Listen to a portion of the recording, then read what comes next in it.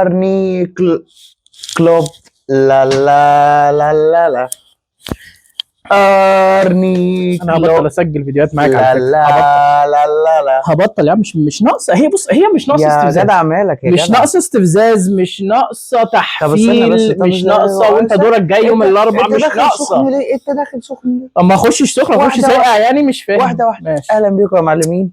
حبينا بس نغير الفيو الباك جراوند لان الفيو هنا احلى، فيا رب يكون عجبكم. ويعني كده كده احنا اصلا انا وانزو متفقين احنا السيزون ده كان كبدايه.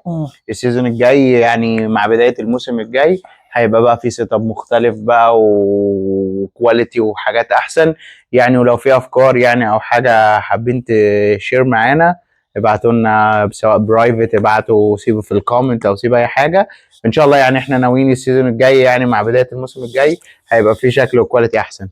بس يعني مفيش حاجه، انا الاهلي ما لعبش ولا في اي حاجه، الدوري المصري يا واقف بختك. عشان الزمالك بيلعب الكونفدراليه وخسر 1-0 بسيناريو جميل. هنجيله في الاخر. بس خلينا نيجي الموضوع الليله النهارده. ماتش لسه خلصان من ساعتين، 4-2 استون فيلا. ارني كلوب. لا لا كلوب. ها كلوب خدت بالي. ارني كلوب. طلع اللي جواك يا ابني، طلع اللي جواك. انا مش محتاج اطلع حاجه جوايا، بس انا قلت لك من اول الموسم انت ما صدقتنيش. طب ما انا بديلي انت دلوقتي ما صدقتنيش شهرين ثلاثه بقول لك انا مقتنع خلاص. عايز ايه؟ اعمل ايه انا يعني؟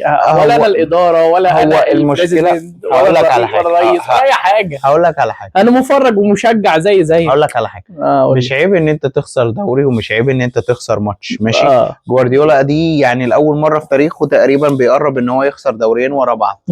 تمام. وبرده مش عيب يعني، الراجل برده ستيل هيفضل واحد من اعظم المدربين اللي دربوا في كره القدم. تمام. بس انا مشكلتي مع الدكتور الاقرع ده النهارده بجد. انا كان بقالي فتره كبيره ما كنتش بتفرج على ليفربول بسبب ان مواعيد الماتشات وكده. يعني ماتش تشيلسي ما شفتوش خالص. ايوه. ولا شفت هايلايتس حتى. بس ماتش النهارده انا قعدت اتفرجت بقى عليه. لعيبه استون فيلا، عارف انت لما بيبقى فيه تريننج كده والكوتش بيحط لك كونز كده وانت تعدي. لعيبه استون فيلا النهارده ده اللي كانت بتعمله. فده كلام صلاح. هو ده واحد بقى من اسطوره النادي. هو ما طلعش قال كده من دماغه ولا هو قال كده عشان هو بيكرهه. هو فعلا اللي قاله. انت لو طبقت كلامه في الملعب انا متهيألي اللعيبه دي ما دخلتش جيم تقريبا بقى لها 6 شهور مثلا او حاجه. لعيبه فيزيكال مفيش انتنسيتي، مفيش اي حاجه يعني. انا اتذكر لما كلوب كان ماسك النادي كان اللعيبه بتموت كل اسبوع كانت بتموت في الملعب، بترجع تدافع. ال 11 او مش ال 11 ال 10 اللي في الملعب كانوا بيضغطوا مع بعض. دلوقتي انا بشوف شويه عايز يضغط كوارث. شويه مش عايز يضغط، شويه عايز يدافع، شويه عايز يخش. انا مش فاهم. انا ولا شايف تكتيك ولا شايف ده من اول موسم. الفريق ليه ايدنتيتي، ملهوش شكل معين كده. انا مش عارف احدد انا مين. بس انا سمعت حاجه من يومين. هو كده ده بنسبه 90% المعلم ده مكمل. ايوه يا عم هو مكمل خلاص، هو مش هيمشي الا في حاله واحده. لو ما راحش تشامبيونز ليج. لا سيبك من كده.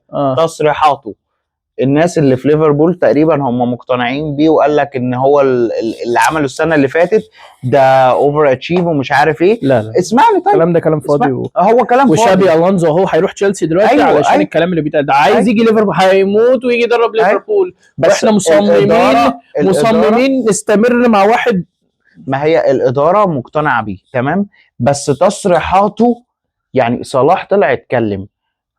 انت لو خدت بالك يعني في ناس كتير بتتكلم البادي لانجوج ومش عارف ان هو اتكلم وجز كده وهو قاعد على كرسي باين ان هو بيرد وهو متعصب. فاللي هو يا عم الحاج في ايه؟ انت رديت اصلا على حاجه تانية غير اللي بيتكلم فيها صلاح. حتى مش عارف كاري جارجر اللي هو اصلا كان بيهاجم صلاح طلع قال له لا ده واحد من اساطير النادي بيتكلم. يعني لما بيتكلم يبقى معنى كلامه ليه قيمه، ومعنى كده ان هو كلامه صح. انا توقعاتي ان الاداره مش عايزه تمشيه. is a business decision مش a sporting decision اللي هو ايه. ايا كان السبب انا حاسس ان هم عشان بص للي ما يعرفش، المفرج اللي ما يعرفش، اي نادي بتمضي عقد لمدرب لما بتمشيه بدري لازم تقبضه باقي العقد. انا فاهم وغير ان انت بتقبضه اخر العقد جزائي، فماشي. بس ما انا فاهم انت عارف، انا فاهم اللي مش عارف، ما ده شويه عليا. ماشي. هو دلوقتي هيقبضوه باقي العقد بتاعه لو مشوه بدري، وغير كده انت لازم تجيب مدرب تاني وتمضيه عقد تاني وفلوس تاني، وانت لسه صارف بلاوي الموسم اللي فات ولسه هتصرف بلاوي تاني.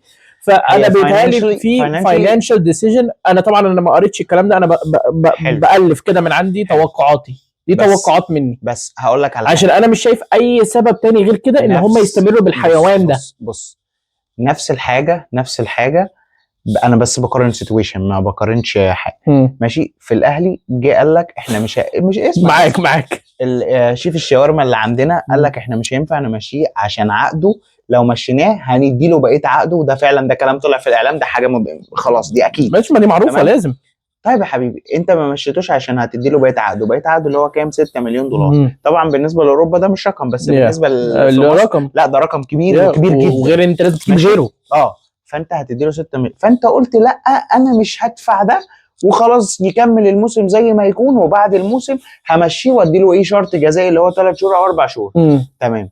احنا بقى عملنا ايه؟ طب انت ما مشيتش شيف الشاورما ده. ايوه. خد بقى عندك، انت خسرت بطوله، انت دلوقتي بنسبه كبيره مش هتلعب في بطوله افريقيا اللي بيكسبها بياخد 6 مليون دولار اللي هي الشرط الجزائي بتاعه.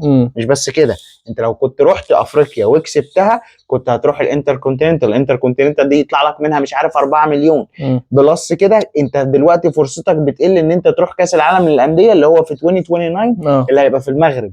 فانت خسرت مثلا. لا انا لو ما رحت الشامبيونز ليج السنه الجايه انا مش هيبقى عندي غير اخر نسخه اللي هتبقى السنه اللي بعد الجايه لازم اروح واكسبها. فانا فرصتي بتقل. ده اللي اقصده. يعني انا كده كم الخسائر اللي انا خسرتها وصلت ل 20 مليون عشان كسلت ان انا ادفع 6 مليون. لو استحرمت مش استحرمت. فانا بشوف ان اي نادي انا مش هقول لا انا اغرق وانزل في الطين عشان الفلوس. انت كنادي كبير انت تعرف تحل المشكله دي. بس هم شايفين ان هو مش هيمشوه لسبب هو كسب الدوري من اول موسم. لا وهم شايفين ان عنده بوتنشال اللي هو عنده انا مش شايف بقدر انا مش شايف الكلام ده. انا كمان انا مش عارف هم شايفين ايه، عشان انا بتفرج على المدرب. انا ما اعرفش هم معلش المدرب اللي لاعب جاكبو من اول السيزون لحد دلوقتي مصر. ده مدرب حمار. كان بيطلع لي صلاح وبيقعد لي صلاح على الدكه ويقول لك ده كل فيهم. المدرب ده مريض نفسي، والله ده مريض نفسي. النهارده انا بتفرج على الماتش الدقيقه 70 بالظبط، استون فيلا تقريبا كسبانه 2-1 او 3-1، راح جنب صلاح على الدكه قاعد بيكلمه. أيوه. انت شفت؟ شفت حلو. فانت المفروض انت بتكلمه ايه؟ بتكلمه تكتيك وبتفهمه اللي هو يلا انت هتنزل دلوقتي اعمل كده. بعدها بدقيقتين عمل تبديلين ما لهمش دعوه بصلاح وصلاح لسه. أيوه. انت مريض نفسي. امال انت كنت بتكلمه في ايه؟ لا انا بيتهيألي بيقول له مش عارف هو بيقول له، انا بيتهيألي هو عارف خلاص صلاح مش هيلعب باقي مش هيكمل معانا، فاحنا هنحاول نأدي من غيره. انا ما اعرفش هو راح يقول له ايه. شايف يعني انا كذا حد اصلا يعني منظر اللعيبه في الملعب اداره ليفربول يعني هم لو مش شايفين حاجه فلا احنا اللي بنتفرج عادي ومش بندير ولا بنعمل اي حاجه. وانا ماليش خبره. 11 لعيب في الملعب هم بيلعبوا تاهين. لا وعايزين يوصلوا اللي هو احنا مش طايقين الراجل. طب انت ايه رايك؟ انا بلعب الماتش النهارده وعايز اخسر، ايه رايك؟ ايوه ايه رايك؟ انا عايزك تطلع من الشامبيونز ليج اصلا. انا بتمنى ان اخسر واطلع من انا ما عنديش مشاكل ان انا اخسر بس هل هم يمشوه؟ مش هيمشوه. هقول لك ليه. المدرب اللي يخسر 7 ماتشات ورا بعض منهم ماتش ده هيفضل الماتش ده هيفضل نقطه سوداء في تاريخ ليفربول. ان انا اخسر من بي اس في اندهوفن 4 على الانفيلد. الماتش ده حرقك عشان كل حلقه لازم تجيبه لي. يا عم اتخنقت من الماتش ده يا عم. ده كان من قرن فات. ايوه بس يعني ان انت تخسر من بي اس في 4 وعلى ارضك، هل ده طبيعي؟ انت ليه بتستقل بي اس في؟ مش بستقل، بس الدوري الهولندي بالدوري الانجليزي طبعا ماشي معروفه. طب ماشي، طب ما انت عندك جالاتا سراي كانت بتغلب مان يونايتد وشفناها كتير.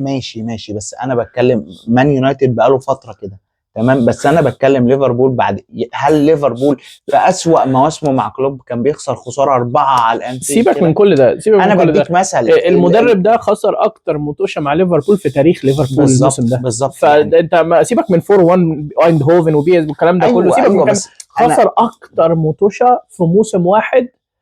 المدرب الوحيد في تاريخ ليفربول اللي خسر اكتر متوشه على مدار الموسم. انا بقول لك ان مدرب زي كده خسر 7 ماتشات ورا بعض وخرج من الشامبيونز ليج وهم ما مشوهوش، مش هيجوا هيمشوه دلوقتي. 7 متوشه ورا بعض. ايوه ده امتى ده؟ كان في الفتره بتاع بي اس في 7 متوشه خسرناهم ورا بعض. ايوه خش شوفها 7 ماتشات ورا بعض. لا انا مش مصدقك. انت بسجل 7 بعد الفيديو براجع ورا.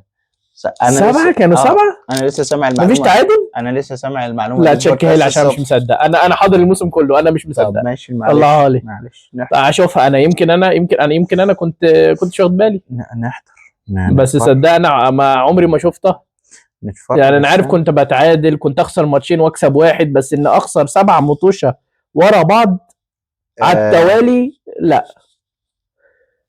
اكد لي على المعلومه دي بس عشان انت. لا هو مش 7 ماتشات على التوالي، هم 7 ماتشات بس يعني في فتره قصيره. أيوه. يعني انت الموضوع بدا اهو من كريستال بالاس. يعني. لا بس بص معايا، كريستال بالاس وبعد كده جالاتا والله العظيم فاكرها. وبعد كده مان يونايتد. ما تفكرنيش بالايام الحلوه. هو الفكره كلها ان انت بس هو في ماتش في النص اللي كسر ال7 فعلا اللي هو فرانكفورت، لكن غير كده انت خدت 7 ماتشات ورا بعض وبعديها كسبت ماتشين وبعديها خدت 3 تانية خسارة. ما انا فاهم. انا كان انا تقريبا انت خسرت 10 ماتشات. انا عارف ان انا كنت الفريق بتاعي الزباله الموسم ده، بس مش لدرجه 7 ماتشات ورا بعض. بس انا عارف يعني ما فرقتش سينا من سونيا. على العموم بص، هو موسم خلاص هو فاضل ماتش واحد ضد برنتفورد. احنا بشكل كبير هنكمل وهنوصل للشامبيونز ليج، فانا مش قلقان من النقطه دي. انا بس مخنوق مش عارف اتفرج. هي الفكره كلها مش عارف اشجع الفريق بتاعي. انت لو سيزون وحش وارسنال هتكسب الدوري شكلها موسم زباله. انت لو سيزون وحش مش هيكون اسوأ من سيزون ريال مدريد اللي بيضربوا بعض في اوضه اللبس والدنيا خربانه. ماشي. فيعني اي فريق في الدنيا هيعدي بموسم زي كده، وده مش اول ولا اخر وهيخلصوا المركز الثاني. ايوه لا ده مش اول ولا اخر موسم، وهتعدي بحاجات زي كده. بس المشكله انا خلاص سيزون وهرميه ورا ظهري. المشكله ان انت اللي جاي انت مش بعيد تلاقي نفسك بتنافس على الهبوط زي توتنهام مع الراجل ده. اعمل لك ايه؟ انا ما تعملش حاجه. انا مقتنع. انا وانت بنتكلم في نفس الحاجه. انا مقتنع بكلامك. انا مش بخالف كلامك. يعني انا بس انت مع الراجل ده مش بعيد تلاقي نفسك مع توتنهام السنه. لا مش للدرجه دي. بس الراجل ده لازم يمشي. يعني الراجل ده لازم يمشي، وانا متهيالي هم مش هيمشوه دلوقتي، بس اول لما السيزون يبدا هو كده هيمشي. بس يعني ده بالنسبه لليفربول. مش عايزين نطول عليك وننكد على الاحزان. لا خلاص ما انا راحت خلاص. عندنا برشلونه كسب الدوري. مبروك ليهم. كسب الدوري، ويعني هم كسبوا 2-0 على الواقف. يعني هم كانوا يقدروا يدوسوا اكتر. بس اللي هو ايه، انت فيك اللي اضربك فين؟ مفيش في وشك مكان. فاللي هو عدي 2-0 على الهادي بس وكسبوا الدوري. بس يعني احنا برضو نفس المشكله بنتكلم. ريال مدريد برضو سيزون وحش. هي بص، هو تقريبا كل الفرق اللي بتصرف هي لعنه. يعني ما تصرفش. انت هتكسب ما تقعدش بقى تجيب صفقات وتجيب لعيبه كبير ونجوم ومش عارف كتر النجوم وحش. كتر النجوم وحش جدا. كتر النجوم بنشوفها كتير. كتر النجوم وحش. ودايما يعني شفناها في بي اس جي وشفناها في ريال مدريد زمان بنشوفها. ما لسه كنت هقول لك بص بي اس جي والاهلي لما كان عندهم نيمار وميسي وامبابي ما كانوش عارفين يكسبوا حاجه. تشامبيونز ليج بمعنى صح. دلوقتي عندهم ديمبلي اللي هو يعني ديمبلي انا مش شايفه اللي هو كسب بالون دور. هو دلوقتي نجم كبير. بس اياميها قبل كده يعني انا شايف بي اس جي اوكي. ما هو مش لعيب اللي هو، ومش لعيب وحش. هو انريكي قالها اول لما مسك بي اس جي. وجاو نيفيز ومين تاني عندهم؟ فيتينيا. اللعيبه دي ايه؟ مين دول؟ كفاراتسخيليا مين دول؟ واخد بالك؟ فانت اللي بينجح اللي بياخد اللعيبه اللي هي ولا نجوم ولا هم اللي هو انت عايز كده هاي اباف افريج. يعني لويس انريكي قال لك انا ساعه لما كان معاه مبابي قال لك انا مش عايز لعيب واحد يجيب لي 60 جون في حين ان انا عايز 3 لعيبه كل واحد 10 يجيب لي 20 جون او 10 او 15 ابقى مبسوط قوي. بس فهو ده فعلا ده صح. بس لويس انريكي عامل شغل مع بي اس جي. كتر النجوم لعنه. مفيش فريق السنه دي فعلا صرف الا لما ضايع. لان بيبقى صعب ان انت تسيطر عليهم والكلام ده كله. ودينا دلوقتي ريال مدريد بيحاول يجيب مورينيو وانا يعني انا واحد من الناس اللي هو مش مقتنع بالرأي ده، لان مورينيو هو ستيل مورينيو وكل حاجة، بس خلاص مورينيو البيك بتاعه خلاص. هو بدل ما كان اول لما بدأ كان بيدرب مثلا كلاس ايه، مش مقتنع. مثلا مش هو مقتنع. دلوقتي بيدور ايه كلاس بي وسي. لا لا تمام. بس هو بريز هيرجع مورينيو عشان سبب واحد، اصل اللي المدرب هو المدرب مش لعيب، مش محتاج لياقه بدنيه. ايوه مش محتاج بس التكتيك والافكار كل يوم التكتيك. ما بتتجدد. لسه كنت هسألك عمر بقى، المدرب انت بتتكلم ان التكتيك مثلا ادمت وكوره تطورت لقدام. بالظبط. عمر المدرب في الكوره بتلاقي البيك بتاعه مثلا اللي هو 15 سنه، ما عدا حالات استثنائيه هم اللي كملوا. جوارديولا بدليل مثلا. جوارديولا، اليكس فيرجسون، الناس دي كلها اللي هم عارف انت، لا ده عدى ال 15 سنه، ده بيجدد من نفسه. بدليل جوارديولا اول لما بدأ كان بيعمل ايه؟ تيكي تاكا ومش عارف ايه مع برشلونه. راح بايرن طبق نفس الحاجه. راح السيتي قال لك لا الكره اتغيرت، التيكي تاكا دي خلاص اتحفظت، بقى يعمل ايه؟ بوزيشن بقى وبيلد اب ومش عارف ايه. جوارديولا اول واحد اخترع ان انا لا انا عايز حارس بيعمل بيلد اب والكلام ده كله. دلوقتي جوارديولا مش هقول لك راحت عليه، بس جوارديولا بيحاول يغير من نفسه وبيلعب كوره على حسب هو جديده ما بيلعبهاش. وبعدين كل دوري برضو عنده تكتيك وعنده ريتم وعنده ريتم معين. بس جوارديولا قادر يواكب ده وستيل لحد اخر اسبوع هو بينافس على الدوري. بس مورينيو برضو مش اي كلام. مورينيو برضو عامل شغل حلو جدا مع بنفيكا.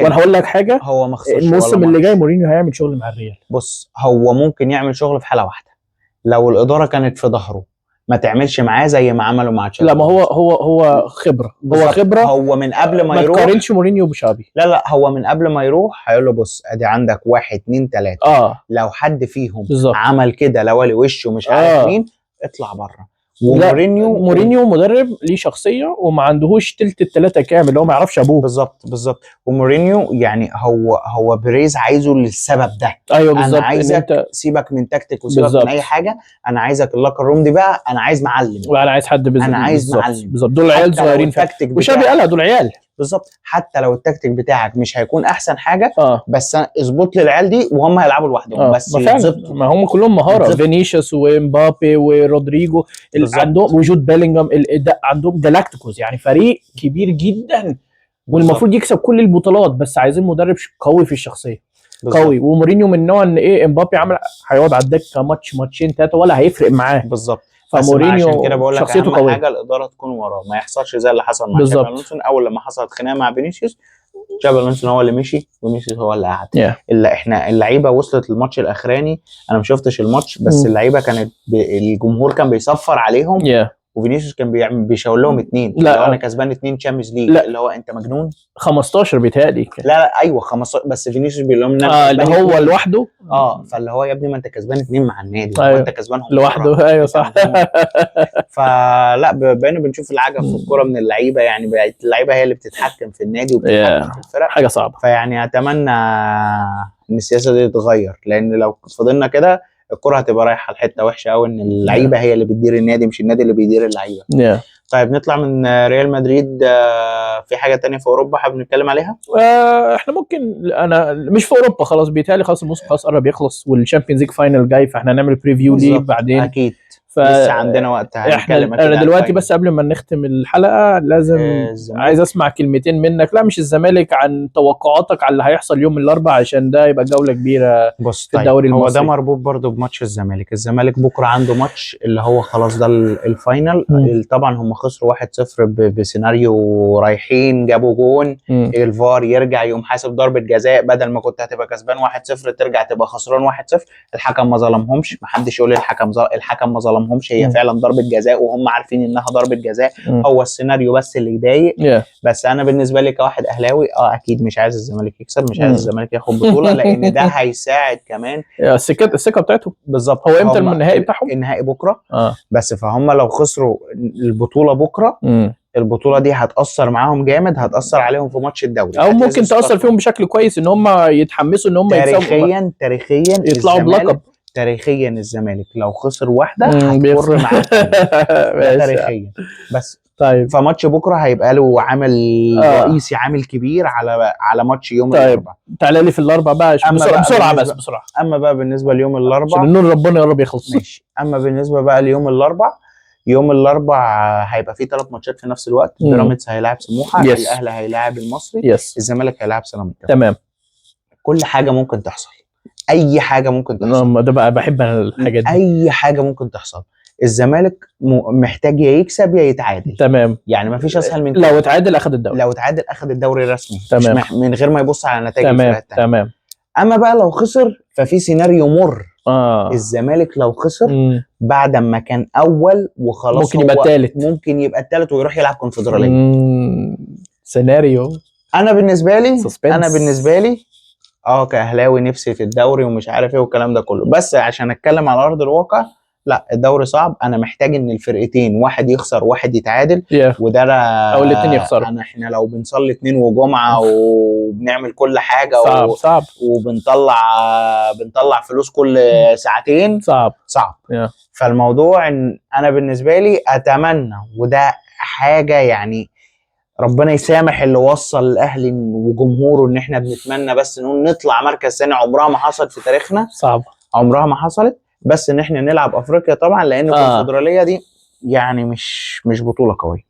بس فاي حاجه ممكن تحصل، بس السيناريو الافضل ان بيراميدز ما يكسبش سموحه، يتعادل مع سموحه او يخسر من سموحه. وبالرغم ان سموحه ده اضعف فريق في السبعه، وسيراميكا فريق قوي ضمن كل حاجه. هو خلاص كسب خسر، هو المركز الرابع مش هيتحرك من مكانه. يعني هينزل هيلعب من غير حماس. لا بس سيراميكا معظم اللعيبه اللي بتلعب فيه كانوا بيلعبوا في الاهلي اهلاويه، فيعني هيحبوا يوجبوا معانا، فيعني ما تعرفش. وطبعا كله بيلعب بشرف، ما بنقولش لحد لا بيفوت ولا مش بيفوت، خصوصا في اخر جوله. الا طبعا الزمالك وبيراميدز دول مع بعض حبايب، وكان الاسماعيلي حبيب الزمالك اهو هبط وارتحنا منه، يعني مبروك عليهم.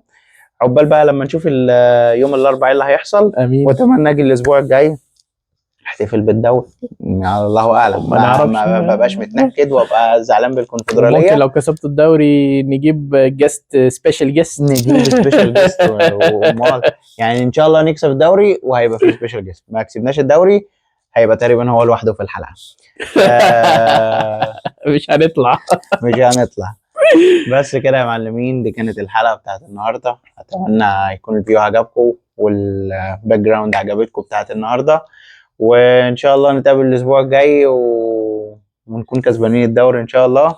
وزي ما قلنا السيزون الجديد هيبقى فيه حاجات جديده وديزاين وديكور جديد وحاجات جديده.